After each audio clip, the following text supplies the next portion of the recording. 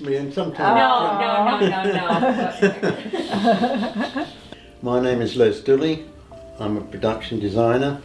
Started in the industry when I was a boy at 15 years old, 16, and served an apprenticeship and ended up in the film industry totally, and became an art director and now a production designer.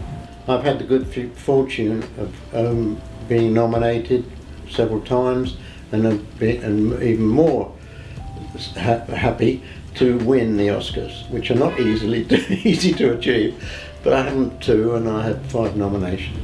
I won for Star Wars and Raiders of the Lost Ark. I was nominated but did not win 3 films that I think were equally as good as the other 2, and that was The Empire Strikes Back, Alien and The Abyss. The one that stands out more than anything, it was called The Chest Burster, Okay. and it came out of the body of the guy who had just collapsed and then suddenly he was dead, because this creature that was inside him had exploded in his face and goes up out of his body like this. I knew there was going to be blood throwing and all that stuff, but what I didn't know, that they were going to throw this blood around in front of these ladies, and they all screamed with, as this stuff's going, and quite rightly so, and then this body suddenly goes, explodes. They're just there looking,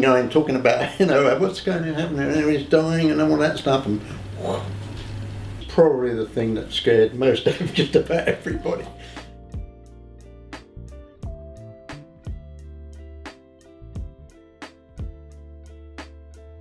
One of the most complicated scenes of shooting in film, to me, was in Raiders of the Lost Ark, and it was down where there was a big boulder and a big round boulder, which I had the privilege of pushing behind when it got down on the bottom.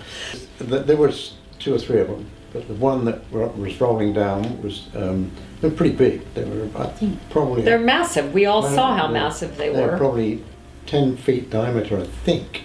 That sort of diameter. They were fiberglass, or they were plaster.